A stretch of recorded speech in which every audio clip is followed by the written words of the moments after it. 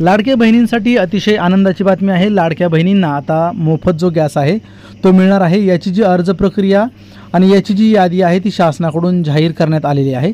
या यादीनुसार लाडक्या बहिणींना हे जी रक्कम आहे ही मिळणार आहे। हे जे गॅस कनेक्शन आहे हे लाडक्या बहिणींना मिळणार आहे।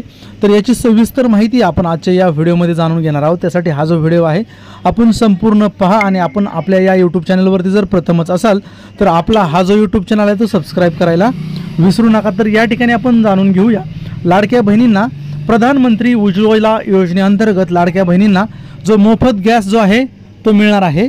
तर याची अर्ज प्रक्रिया यासाठी जी आवश्यक कागदपत्रे कोणती आहेत याबद्दलची माहिती आपण जाणून घेऊया।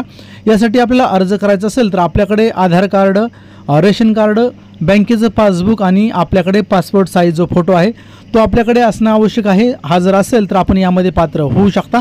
आता शासनाने याची यादी प्रसिद्ध केलेली आहे ज्याच्यामध्ये आपल्या गावानुसार यादी आहे। म्हणजे आपण ज्या गावात राहता, ज्या तालुक्यामध्ये राहता, ज्या जिल्ह्यामध्ये राहता या गावावाईज आपल्याला यादी जी आहे ती शोधायची आहे। या यादीमध्ये जे पात्र महिला आहेत म्हणजे ज्या लाभार्थ्यांना यामध्ये लाभ मिळणार आहे, ज्या महिलांना याच्यामध्ये गॅस मिळणार आहे याची जी यादी आहे ती शासनाने प्रसिद्ध केलेली आहे। तर याची सविस्तर माहिती आपण या ठिकाणी जाणून घेणार आहोत।